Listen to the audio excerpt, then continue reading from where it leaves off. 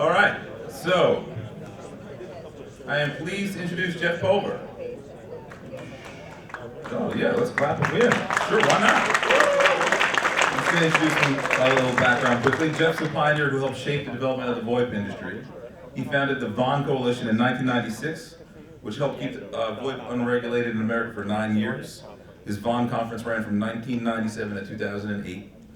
He founded MinX in 98, which became Vonage in 2001. In 2004, the FCC issued the Pulver order, which was the first positive ruling about VoIP in the US and the world.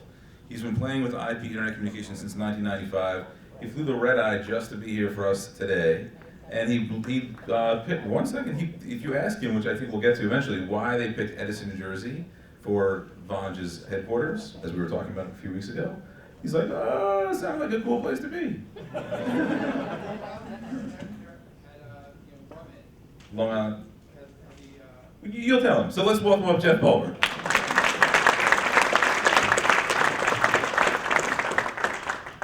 Hey, good evening, and really thank you for coming out tonight. I appreciate being here, and I appreciate the invitation to be here.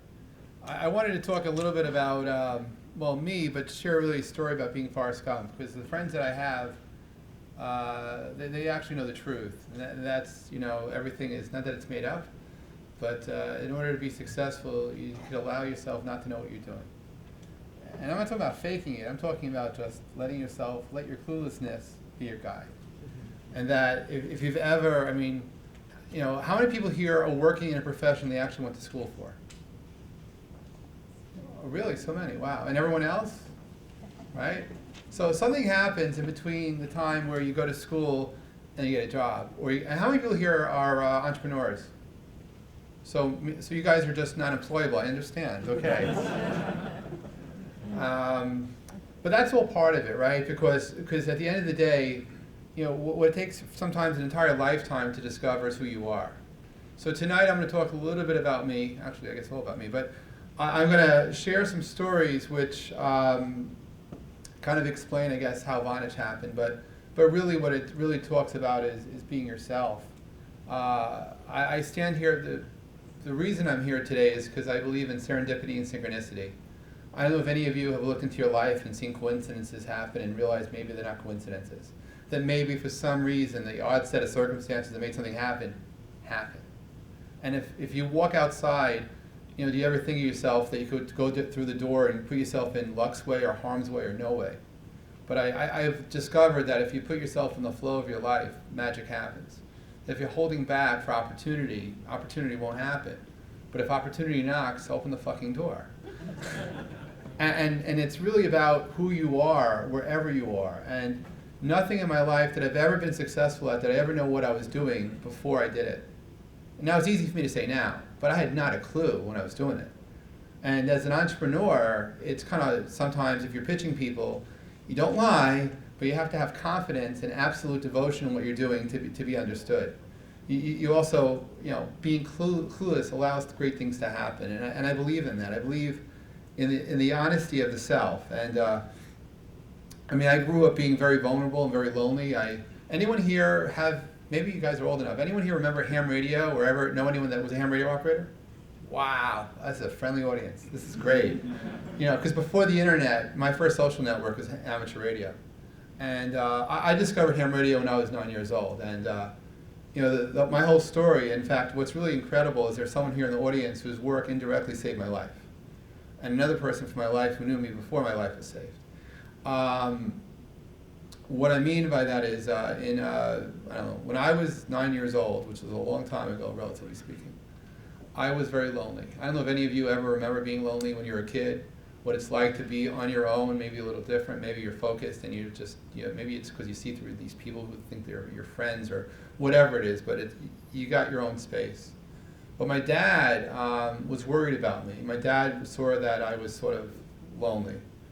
So he told me to call my uncle up. My dad grew up with my two brothers. One of his brothers was a ham operator, and I had not a clue what this meant. And you know, when my dad told me to call my uncle up and to go to his office to see a factory tour, do you think I did call him? But no. But magically, I lived on Long Island. I lived in Queens at the time. And magically, my uncle shows up and he takes me out to Farmingdale, Long Island for a factory tour. My uncle actually had a successful company. He started in the 1950s. He actually took public. He was one of the first people to create cable TV test equipment. And as a very skeptical 9-year-old kid, I still remember to this very day what happened. And he took me to his office. And I figured, everyone worked for him, so it had to be nice. So, so I go through the factory, and everyone's very, very nice, and I see the whole factory tour. It was out in Farmingdale. But what the amazing part for me was, by the way, I'm talking about being lonely, so lonely that you actually try to understand the music of the people that you're trying to be friends with. I mean, your music, so you had something in common with people. It wasn't until recently I figured out what my music was. But I'm talking about trying very deeply, trying to find connections with people so you could actually have something to be in common with. But that's where my head was at. But I go to my uncle's office, he shows me around, whatever. But in his office, the magical thing was, and his office wasn't so big in his office, but he had this box on his desk. And he turned this box, and it was a radio. And you could hear very squeaky voices. Any of you hams know it's like on single sideband what squeaky voices sound like. And he tuned to a clear frequency, and he had said something very cryptic. What he said was, CQ, CQ, this is K2QQ, I'm calling CQ. Then he repeats it for about a minute. Now, by the way, any of you guys remember ICQ? That was made by very lonely ham radio operators. CQ is the actual Morse code abbreviation for seek you. And if any of you remember the 70s in disco, da da da da da da da da is the bass line of a lot of disco songs somehow. I won't say how that happened, but it's true. It actually is the bass line for a lot of disco songs. And see, that's da da da da da da da da is CQ in Morse code. But anyway, my uncle says CQ. And I still did not know what any of this meant. It took a while to decrypt it.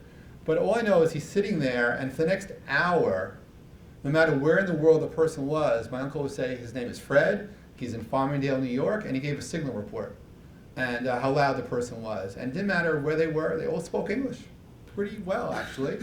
And I was mesmerized. And after an hour sitting there listening to my uncle use his ham radio, I realized that my uncle had the cure for loneliness. All I had to do was take his radio out of his office, put it in my bedroom. I'm solved. I could have friends, just turn on the radio, I can meet people. It'd be amazing. But the catch is, when you're 9 years old, you can't just take a radio from your uncle's office and put it in your bedroom, and call it done. Because to be a ham radio operator meant you had to actually be licensed by the FCC, the Federal Communications Commission, whatever that was. Oh, and you actually had to take a test. So I was 9 years old, I had to teach myself college-level physics, Morse code, and the rules and regulations to be a ham operator. So it did not actually happen when I was 9. But when I turned 12 and a half, almost exactly, I got my novice license. And from the time I got my license to communicate, I haven't shut up since. But because it gave me a confidence to actually know that there'd be people out there that would talk to me. And the thing is, when you're 12 and a half trying to say CQ on your own for the very first time, and you start connecting with people, it's kind of cool, but then it's like, how do you have a conversation? So 4 words I learned about: listen, connect, share, and engage. The same 4 words I would coach anybody who's active in Twitter or social media today to have a meaningful conversation. But in the world that I grew up in, people were just voices. Now on Twitter, you can see icons of people. Maybe these are your friends, I don't know. But on the radio, these were people, I knew where they lived. I could tune the dial and know their personality. I didn't even sometimes have to say anything. I just listened there for an hour. Then after an hour, I'd jump in and say hello. It's very cordial. And most of the people I met on amateur radio, I actually never met face to face, because we didn't meet, really. But we spoke. And you learn to connect. And you learn to actually have a very, very meaningful, very truthful way to be. And that sort of became my savior. Because when I was a teenager, I used to spend 40 to 60 hours on the radio, up and through college. In fact, I learned to write, I became a programmer as a teenager for a need. I turned out back in the 70s, in the former USSR, in the USSR and in the Eastern Bloc countries, it was actually deemed to be a sport, and I mean a sport, to be able to be on the radio for 48 hours at a time. To do, any of you guys ever do radio contesting? Just curious. Some of you? Yeah, one of you? Well, believe it or not, if you wake up on Friday morning, you go to sleep Sunday night. I did that. And I competed with thousands of other people all over the world. It was the West versus the East.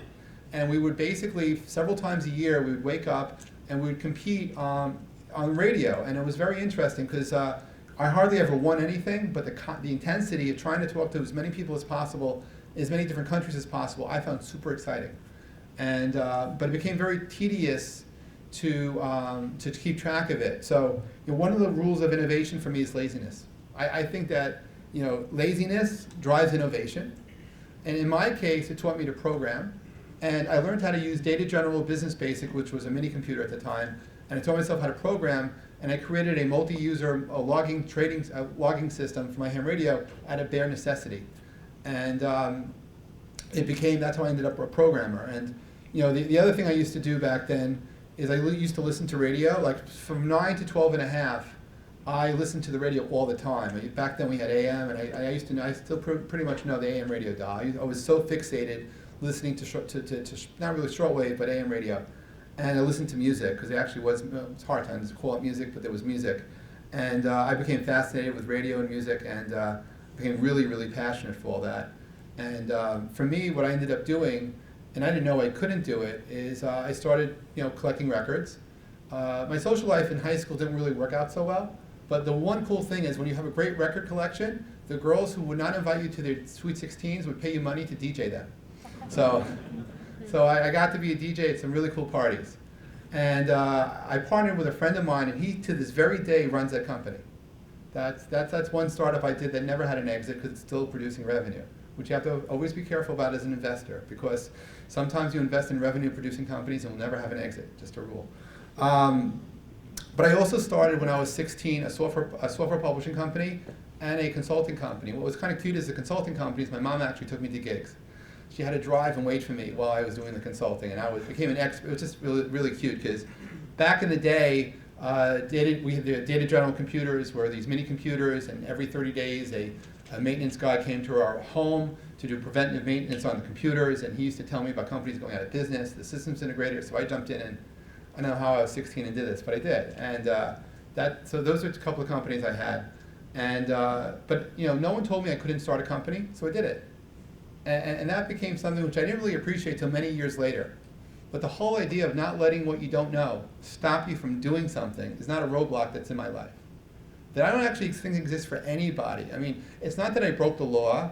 Well, I did, but for something else. But I didn't break the law in starting a company or trying to put myself in business. I just put myself in business. And it's sort of like the story is put yourself forward in the flow of what you're doing. And if you believe in yourself, I mean, I learned a hard lesson, which I want to tell you about, that I know what it's like to be totally on your own, where no one believes in you, and because of that, I learned that the best gift you can give anyone is to believe in them, and that as an investor, sometimes the best gift you can give them is to invest in them, because it shows absolute belief in something. And when you're all alone, and you could feel that loneliness in a crowd at a moment's notice, you know what it's like you just feel it. And so that stuff still scares me today.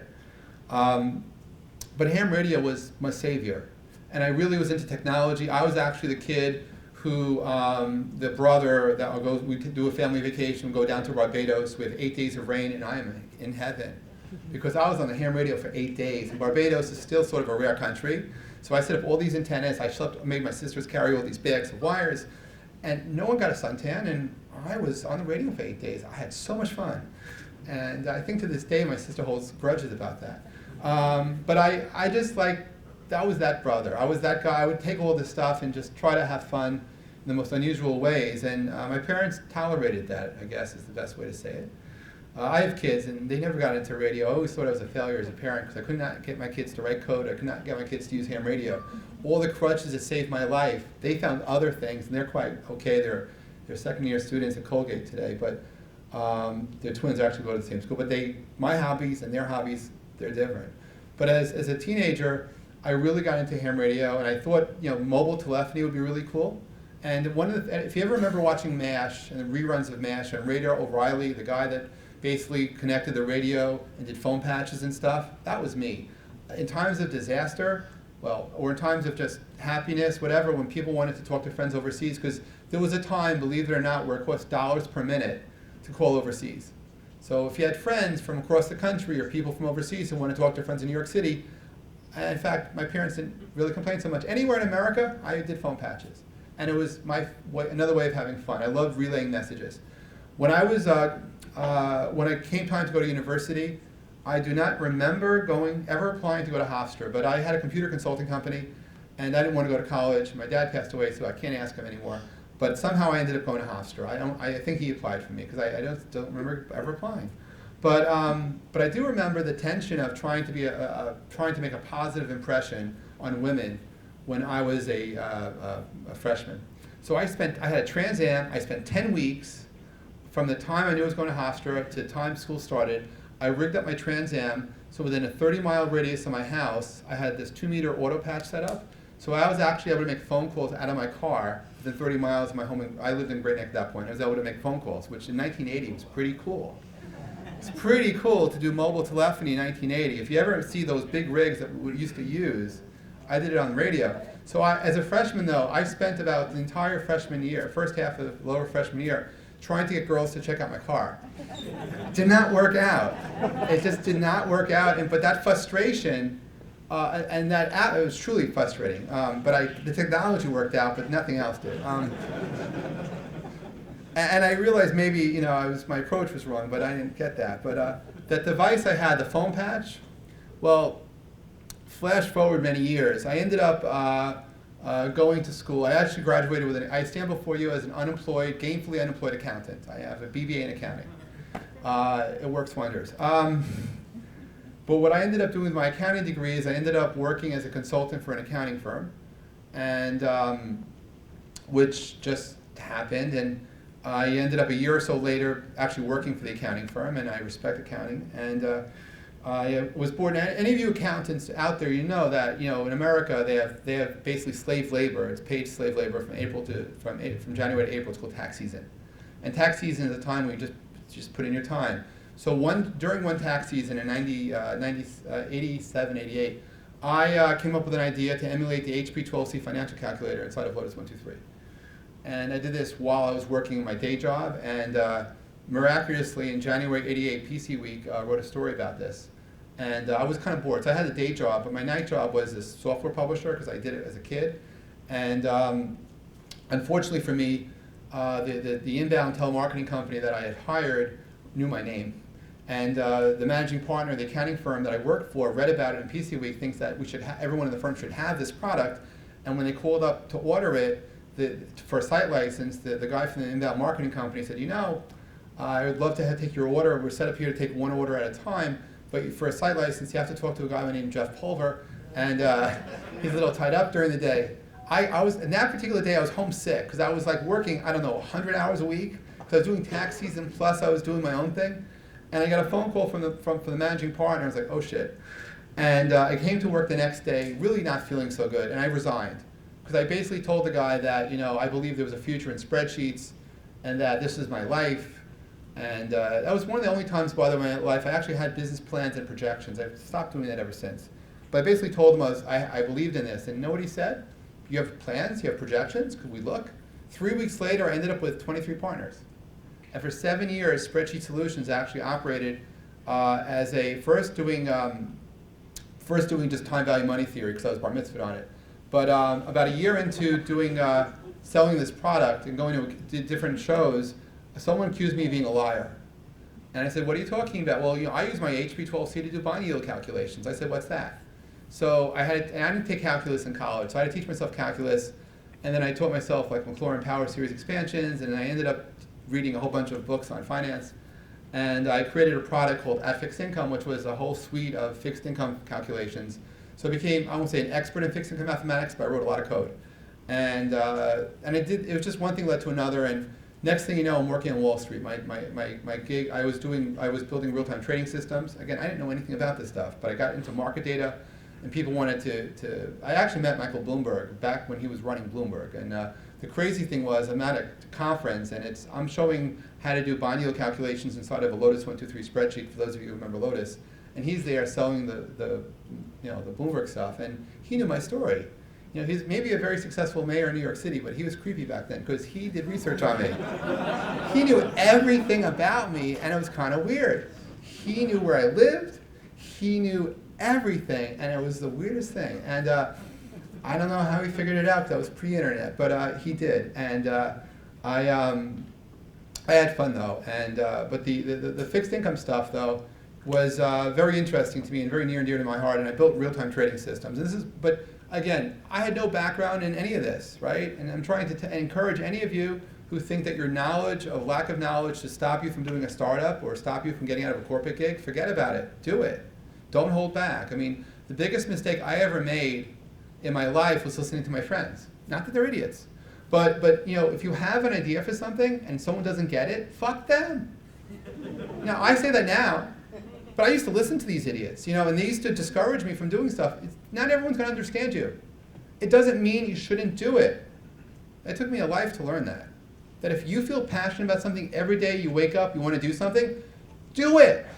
Don't kill anyone, but definitely, you know, I mean, push yourself forward. If you feel something very strong about it, people around you may not get it because they don't have the DNA to get it. But if you feel it, you know, most people suffer from not listening to themselves. A lot of people have strong minds, strong hearts, and strong souls, but their balance is off, so that they feel it and they knew they made a mistake after they did it. But if you actually start listening to yourself, your programming is pretty good. It's just that your balance between your overfeeling, overthinking gets in the way of overdoing. And early in the 90s, I had so many ideas for startups, which I don't say that I would have done Hotmail, but I had an idea for Hotmail too. I had an idea to do online retail mortgage brokerage. I mean, but my friends did not see the world the way I saw it, and so I let myself listen to these people. But if you unbound yourself from a little bit from reality and give yourself the confidence to believe in yourself, that license to believe in yourself takes you everywhere. And if you don't believe me, read what Steve Jobs used to say, because he's right. You know, he didn't make that stuff up, and I'm not going to quote him, but I believe in that stuff too. I believe that you just have it, and you don't go to school for this. This is stuff you just do. For me, the real-time trading systems got me a job on Wall Street. A friend of mine became CIO at Cantor Fitzgerald Securities, which those of you who know Cantor, they were a broker's broker, and I had no business being inside. I'm unemployable. I believe that great entrepreneurs, or at least some entrepreneurs, are unemployable, right? I don't do well with bosses. You know, I don't know about you guys, but it's like, try being my boss. Oh, I feel bad. I mean, and at Cantor, the first year and a half was a lot of fun because I got to write my own title. But then magically, the guy that did our document, I was in corporate IT. I had like 27 people working for me. My job was more or less getting rebooted in a three-year crash course on business politics. And so a year and a half into it, I basically went from 27 people to nobody. And then the guy who was running documentation for our department ended up becoming my boss, and he hated me. And I felt like a comic strip Dilbert. And I was very much living the cube lifestyle. And my home life wasn't much better. So I wasn't getting any support at home. I wasn't getting any support in the office. And then magically, I read about, I had a job though to be on the internet. So I was on the internet in the 90s. I was on the internet in 94. I was looking at real-time market data information. And so it turned out that UDP data that was changing in real time was just like voice that was trying to be pushed over the internet. So I had a special project to actually look at voice on the internet. And my boss is very tolerant of my habits and my passions. And so I discovered that this internet thing was happening. So in December 1994, Pulver.com was formed. I grabbed the domain. I had Spreadsheet.com. I still have it. It's available for sale, by the way. But Spreadsheet.com I got from 92. And I got Pulver.com set up in 94 and December. And in February 1995, I found out from reading a column, I was very much into two-way interactive video. And CUCME was out of Cornell. And I was on the CUCME mailing list. And I found out about the software coming out of Israel called, the first iPhone, in fact, wasn't from Apple. It's from Israel. And the first iPhone was from this guy from Milan Cohen's company, Vocaltech. And from a company in Herzliya, which I can now tell you that voice over IP was born in IDF in 1980. And then in 1980s, it was more or less a top secret technology that Israeli Air Force pilots used to communicate with each other. And in the later part of the 80s, it got commercialized. In the early part of the 90s, it actually became part of the mainstream. And I was home from work, I think it was around February 12th, 1995, maybe it was the 14th, it was that week. And I downloaded the software. And all of a sudden, I can now talk on the internet. Now, I'm probably the only person in the world that enjoyed this, because I was a ham radio operator guy who liked to talk to strangers. Because like a lot of scuttlebutt about iPhone back in the day is nobody wants to talk to strangers. You want to talk to people you know. But on the day that iPhone became available, about 20% of the people were ham operators. And the very awkwardness was that I had WA2BOT, that's my call sign, that's my social media identifier. I had it listed up there. And for weeks, I was pretending to be on the ham radio talking over the computer, using the same lingo, the same everything. And it was really cute, but then it got old, you know? But what I did as a ham operator is I created a mailing list called the iPhone mailing list, which I did, which was nothing to do with Vocal Tech, which provided a community for people who were interested in what was going on. Now, I mentioned to you I'm an accountant by training, although I did get a D in auditing, but don't hold it against me. But I am an accountant from college, right? I have no background in telecommunications whatsoever, right? Now, what happens to me? Let's see, I create the iPhone mailing list. I start creating commentary as a hobbyist about this internet phone and internet telephony, and crazy enough, people start listening to me. Now, I wasn't pretending to be an expert. I wasn't pretending to be a, Oxford PhD student. No, I was just Jeff, and I was just sharing commentary about a product. I created a website to let you find other people who were using the internet phone, because in ham radio, there's a call sign call book where you can look everybody up. So if I'm WA2BOT, you can actually find out where my home was, and you can get my address. And so I thought it'd be cool to set up a directory of people who were online. And so I did that. And then in September 1995, something amazing happened. Somebody from Italy posted to the iPhone mailing list, is it possible to interconnect a telephone and a computer? Now, ding, ding, ding, I remember my humiliation as a freshman at Hofstra. I dusted off my phone patch, and guess what? It worked. I knew you could actually interconnect a telephone and a computer and make it work. So I said, sure. Now, what I didn't realize is that there was a guy named Isaac Jenny who lived in Jakarta, Indonesia, and he had more time on his hands than I did, because I was still working at Cantor at the time.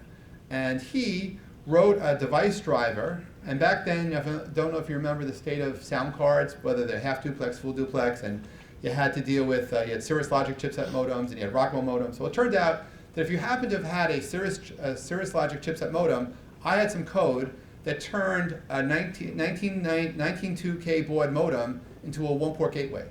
That meant that you can now interconnect your telephone with your computer off the sound card. There would be no echo cancellation, no jitter buffer, no quality of service, but the damn thing worked.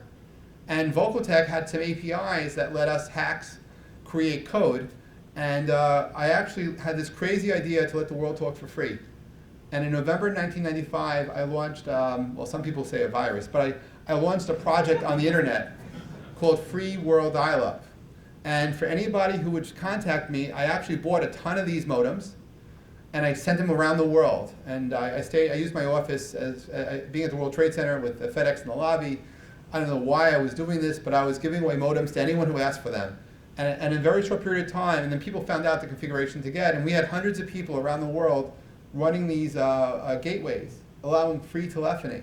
Now, back in 1995, I learned a life lesson, which is if you don't have a business model, and you're not trying to make money, you are disruptive and crazy. And AT&T had a lot of laws, and the FCC had a lot of laws to regulate telephony. They didn't have anything for free, nah. And the joke was on them, but in March of 1996, 300 phone companies got together and filed a petition at the FCC and the Federal Communications Commission. And they asked for the sale and use of internet telephony software to be banned in America and the makers to be regulated as phone companies. I thought that was funny. I thought that was like ridiculous. This is the middle of March. Now I'm getting hundreds of emails, even back then, from people asking what was I going to do about this. Now, for the record, I had a day job. I worked on Wall Street. This was all fun for me. This was all like a fun opportunity. So I didn't have any standing in Washington. I was a ham operator. All I knew with the FCC is that I was WA2BOT, case done. But I went ahead and I posted it to my mailing list, and it's all archived. You actually can find all this. And I said, in 1995, you can create, by the way, you can still make anything up on the internet. So I made up VON to stand for Voice on the Net, and then when it's convenient, also video on the net, but back then it was voice on the net. And so I said in 1995 that VON is, and I had VON.com and some other stuff, and VON was voice on the net. And P.S., I created the Voice on the Net Coalition. Ooh. And we had 110 companies that got together through the mailing list, and we fought the petition, the ACTA petition, Do you know what? For 9 years, we kept voice over IP unregulated in America. It was the fear. It was a fear of not dealing with us, or a fear of dealing with us, that kept everyone else at bay. And the Vaughn Coalition still exists today, and it's a 501c6 lobbying organization. I'm chairman emeritus. So without knowing anything about telecom lobbying, I started a lobbying organization. I'm a cyber terrorist. No, that happened later. So, then any of you guys ever see the movie or read the book Being There or The Secret Life of Walter Mitty? Some of you? Well, I highly recommend seeing the movie at least. It deserves a remake. But Being There is really about, it's about a gardener who meets the president, and his statements about life that are very basic and very obvious become world profound moments because the president hears it and echoes what he says. Any of you guys familiar with OECD? That's the Organization of Economic Developing Countries. Can you imagine me being invited to an OECD meeting in June of 1996 about the future of telecom and the future effects of internet telephony regulation on telecom? I couldn't. But any of you guys been to Dublin? It's a fun party city. And to give up a weekend, to be invited for a weekend in Dublin, how could you say no to it? So I went to Trinity College in Dublin, and I show up at a 2-day weekend meeting, and it's the OECD guys, and with all these lawyers, basically, all in suits, and I'm there in jeans and a t-shirt, because that's how I dressed. And, but I could tell you that on this particular Saturday, it was really sunny outside when we got inside. It got cloudy, and by the time I went on stage, I was hungry. And all I basically said when it was my turn to talk about internet telephony in the future, that when I got here on Saturday, in the morning I saw it was very bright skies. It turned kind of cloudy and I'm kind of hungry. And it was interpreted that what I meant by sunny was that there's a bright future for internet telephony. That the cloudiness that I was talking about was the uncertainty of international regulations and the future effects on internet telephony. But in the end, we're going to reap great rewards, and that was why we're hungry, because it's going to be very profitable. But I trust me when I tell you, I was just stating the truth. I was sunny, it was cloudy, and I was damn hungry. That was June. Now I get back from there, I go back to work, and I don't know if there's anyone here from Cantor who was with me then, but there was this, every so often, the two co-managers of the IT department I worked in they loved as a side project to reorganize us. I don't know if you incorporate IT, it's like reorg charts, So I made the mistake of my life, maybe, because when I showed up at this meeting right after I got back from Dublin, and it was right after the 4th of July, and I noticed I was not on the org chart. So I raised my hand and said, guys, it must be a mistake, I'm not on the org chart. Then I saw the two guys go to each other, didn't you fire him? Didn't you fire him? So I was toast. And I was in the kind of company, I could have stayed there for weeks, and they would not have fired me because they wouldn't notice this. But I was just there. So I got the inevitable phone call that I would, do I want to be escorted out of the building, or do I want to leave on my own? And I actually just left on my own. And that was the last time I stepped forth to Cantor Fitzgerald Securities. That was July 1996. And the thing is, I didn't want to go back to Wall Street. And I don't know if any of you have ever been fired in your life, but I was never fired before. And at the time I had, it's now an ex-wife, but I had a wife, and I had 2 young children. I had a burn rate. I had no savings.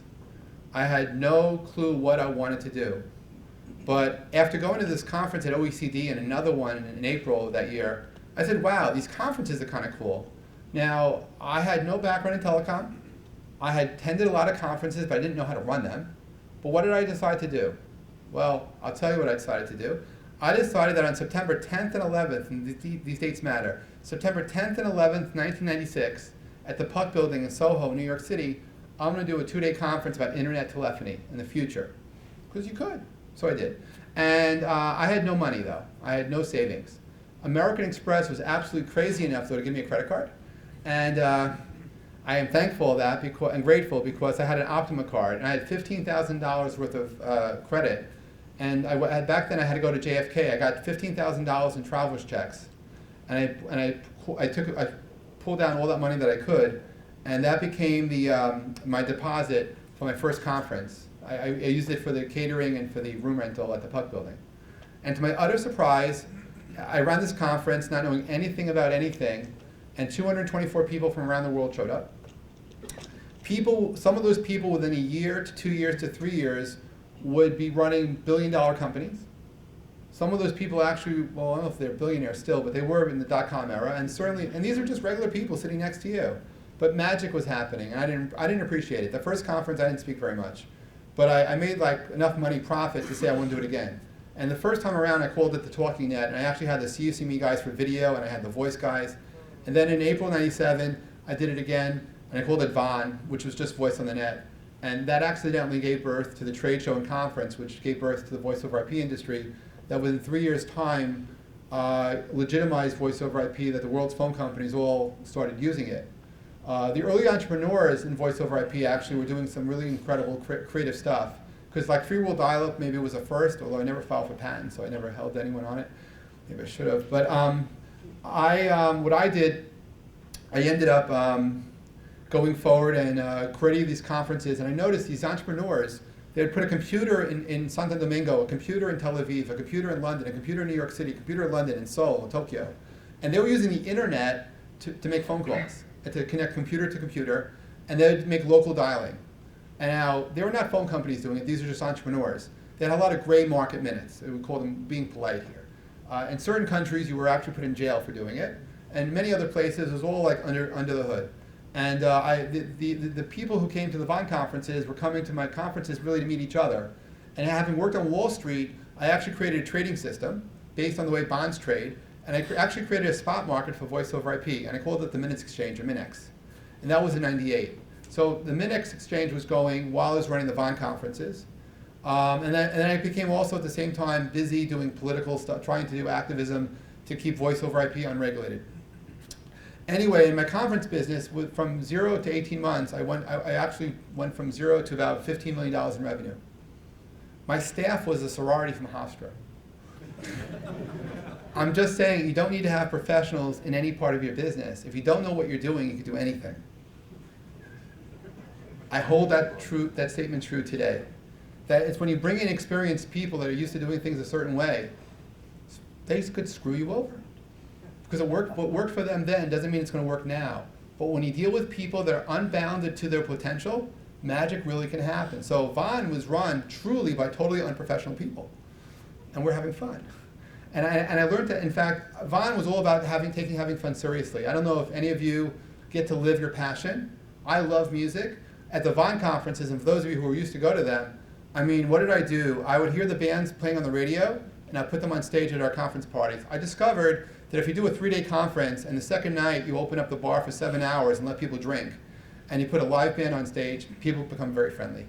And people then will come back. So back in the 90s, I had Third Eye Blind, Smash Mouth, Goo Goo Dolls, Counting Crows, Liz Phair, The Commitments, and all sorts of various artists that I just happened to like. And of course, being the host, I have to put in the rider that Jeff will sing Mustang Sally on stage with everybody. But it was just for fun, because I really can't sing, I only pretended. But it's the enjoyment of putting yourself out there and just having fun became core to my businesses. And you know, fast forward a couple of years, in December 2000, I get a phone call from a competitor who asked me, what's my exit strategy?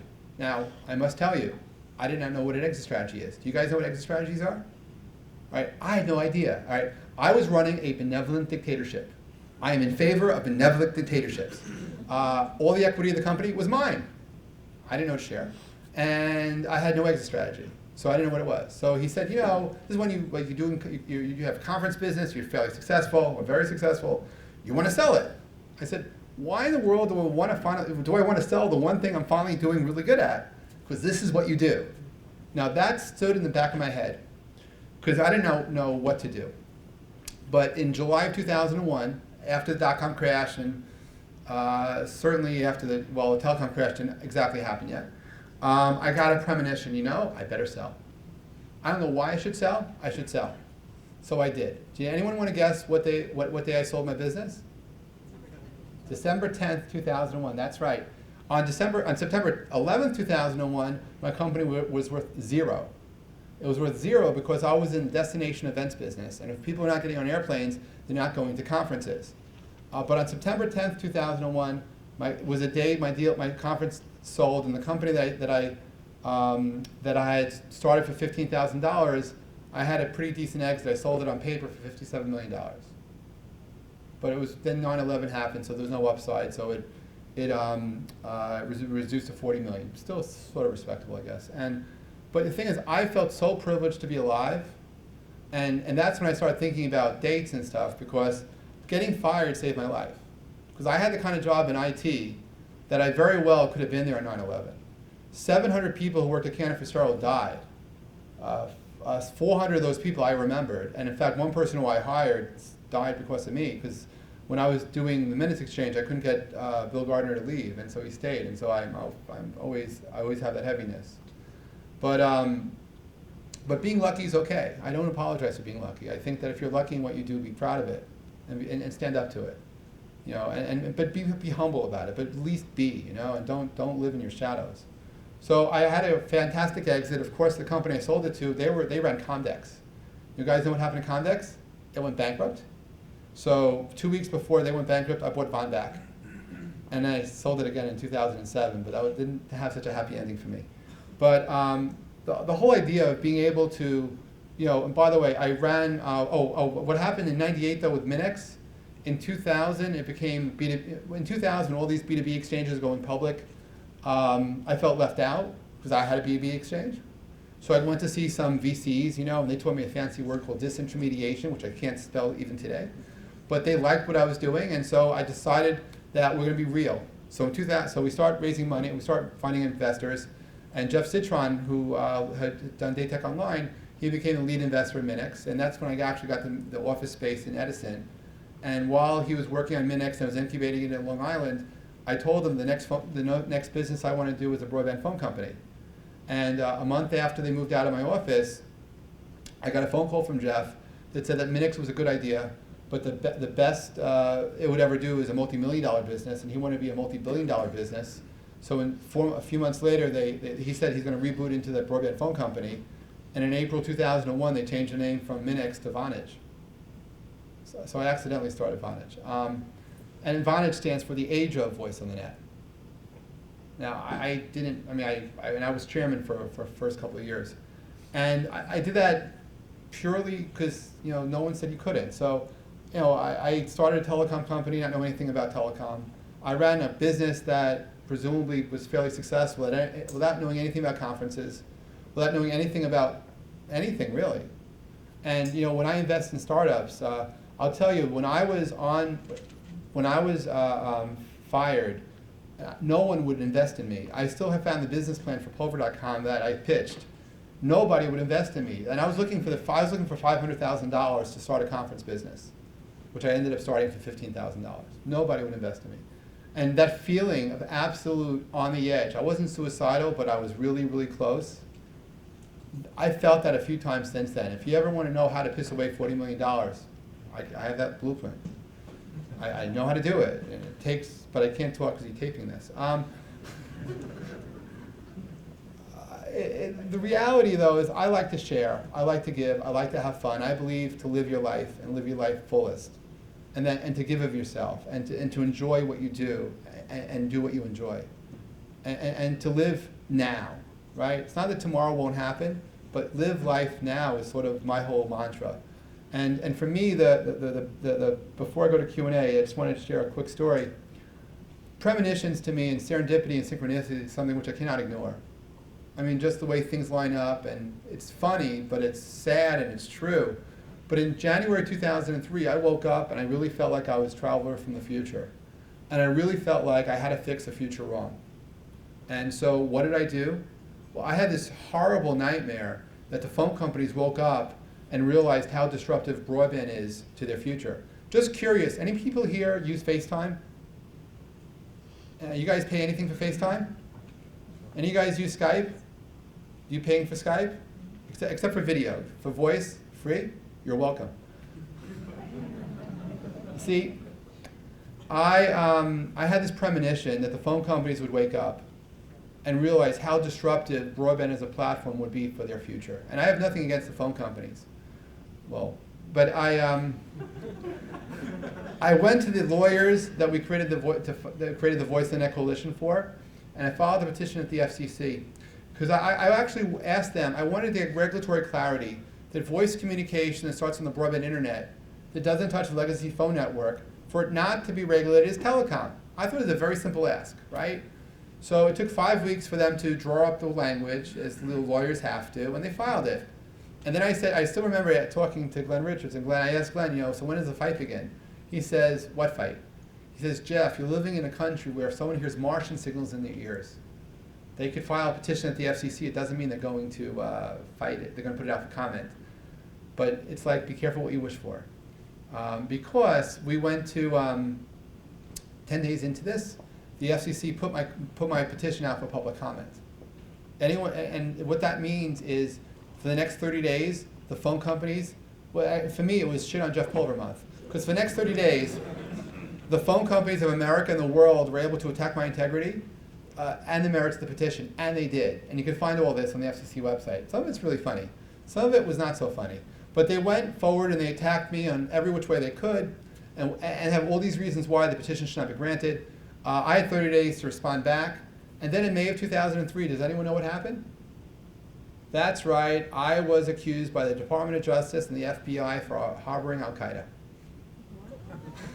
Do I look like an Al-Qaeda kind of guy? I don't know. But they thought that that free world, they were basically, in their reply comments, they thought that I was trying to prevent broadband wiretapping. They didn't know about the NSA. And, and all these other things. And so what I ended up doing is, you can mess around with the phone companies, but when the FBI and the DOJ go after you, you got to meet with them. So back in 2003, the government repurposed some MCI buildings in downtown Washington. One of them, in the second floor, had a door that said Computer Crimes Division. I swear I felt like I was on the set of Law and Order, because there were 3 people from the government, 10 of us, because we were Free World Dial represented, and only one person introduced themselves, which is very creepy if you think about it. And they were not there to negotiate the merits of the petition. They were there basically to ask us questions. And so our Ed guy, who was our CTO, I felt bad for Ed, because after about, I don't know, a half hour, it looked like he shed about 10 pounds of water weight. So I jumped in and I said, guys, listen, if you think we're harboring Al-Qaeda, take Free World Dial, run it. If you want to host our services so you can decrypt our logs, take it. Whatever we could possibly do to help you, it's yours. This was not what the government expected of me. So we didn't hug it out, but I left with, I think, at least one new friend in the government.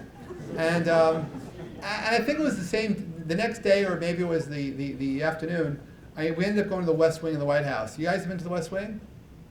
I'm sure some of you have. But anyway, at the time, President Bush had a telecom czar. And for me, my impression of the West Wing was like the TV show West Wing. Except I was only dealing with this one person in an office, and it was a second floor office, and he had windows. It was all glass office.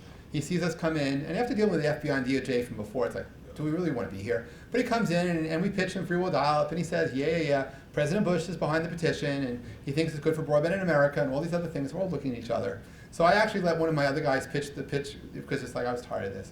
But he was, at the end of the day, he was very excited to have us.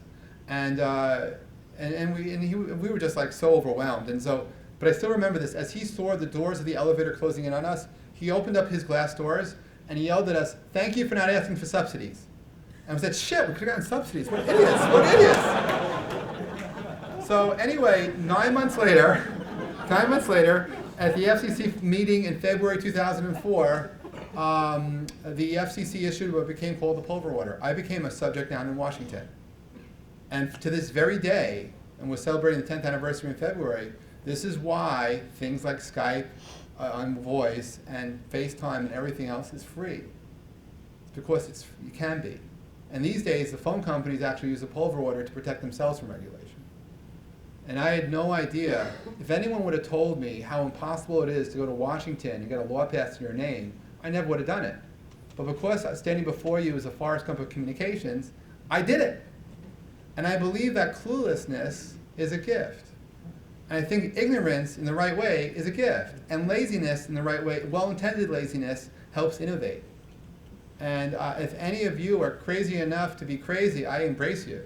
Because I do think that the way the world changes is by letting yourself discover who you are and to giving yourself a chance to be you. And I hope to spend the rest of my life being me. And I'll tell you that maybe my most proudest achievement, and if we have time, I will do a few questions if you have them. So anyone here seen me speak before? Some of you, any of you know me from before? So I happen to have lost, I should say outsourced, because lost is the wrong word, but since July 2012 to today, I've gotten rid of almost 120 pounds. And if my proudest achievement was getting the Pulver order passed, I think living is my bigger achievement. And I'll tell you that nothing is impossible. It helps to be obsessive. It helps to focus on yourself. But I lived in a world not that long ago where to walk 10 feet I was in pain. You know, where you go to the movies, you have to sit on the edge of the movie theaters. You always have to sit on the edge because no one could pass you. That you go out to a diner and you can't sit in the booth because you don't fit. That I actually realized this the other day when 2 pennies dropped out of my pocket. I bent over to pick them up. I think $20 would have had to have fallen out of my pocket for me to bend over to pick it up. I mean, I was miserable, in pain, and living a life of coexistence, but not a life for me. And so I woke up and I ended up spending 7 months putting myself in shape to get to exercise.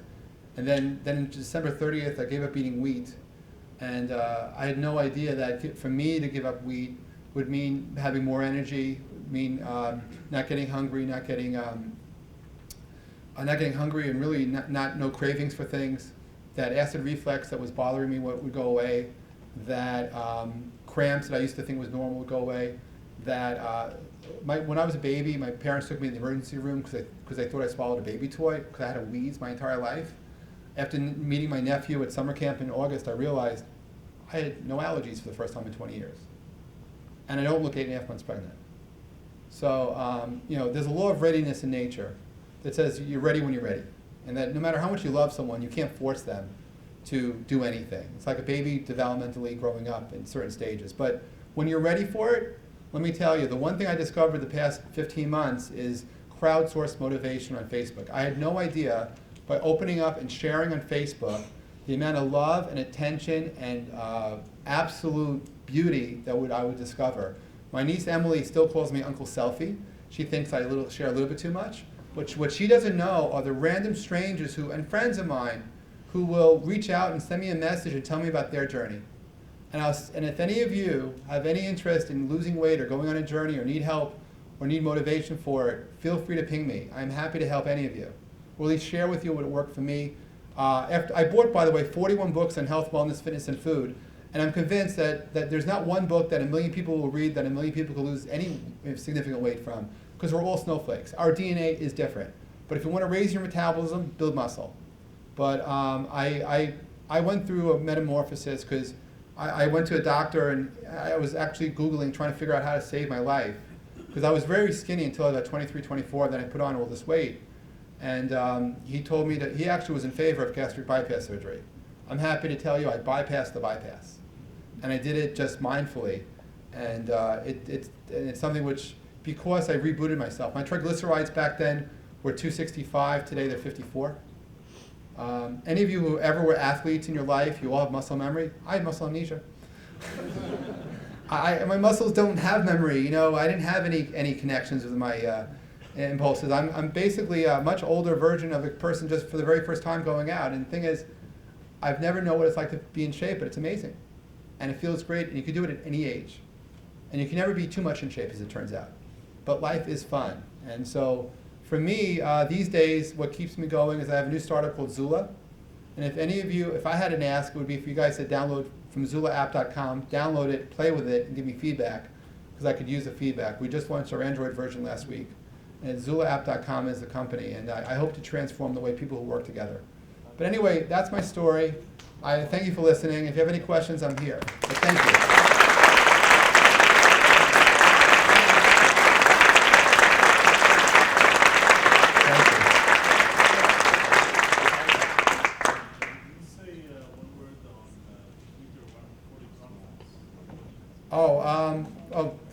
I did do a conference after Vine called the 140 Conference. I happened to have discovered Twitter in 2006, became active in 2007, and I ran a conference. I don't know if I'm going to do it next year, but I've been running events, bringing together, looking at the effects of the real-time social web on business and on life, and it's been a fun event for me because I believe that there's a lot that's going on, and I do think that in the world today, that one of the changes How many people you are on Twitter here?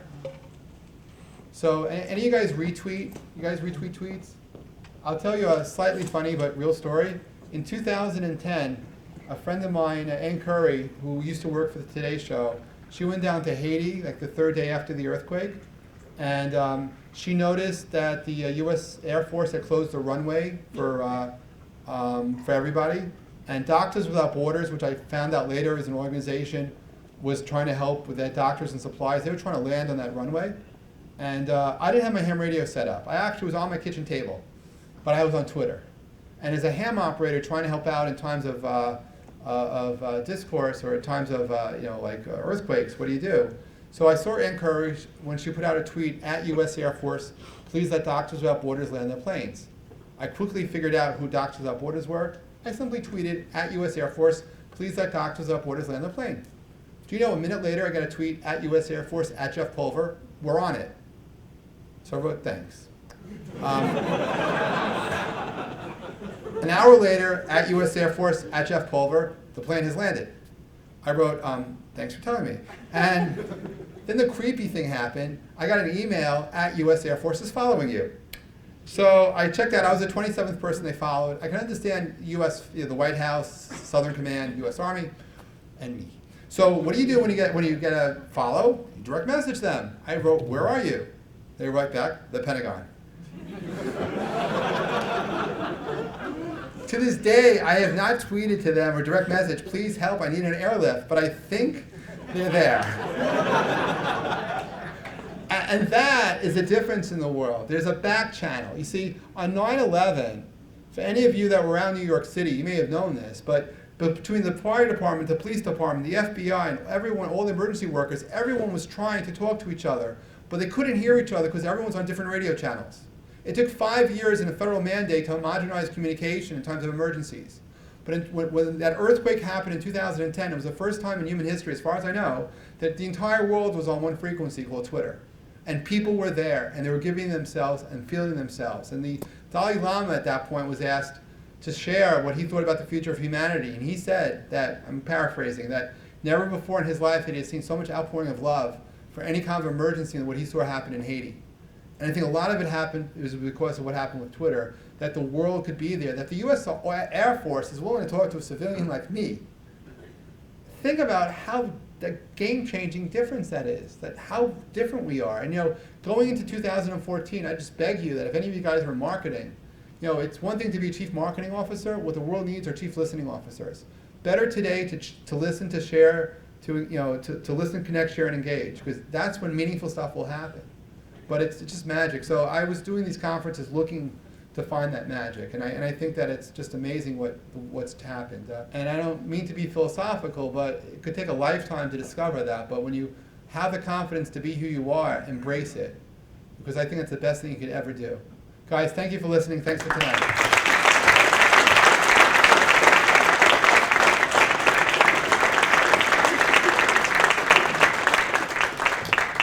You can't hug it out with the FCC, but you can hug it out right here at the Meetup. That was pretty awesome. Thank you very much. Just one more round of applause for Jeff. That was great.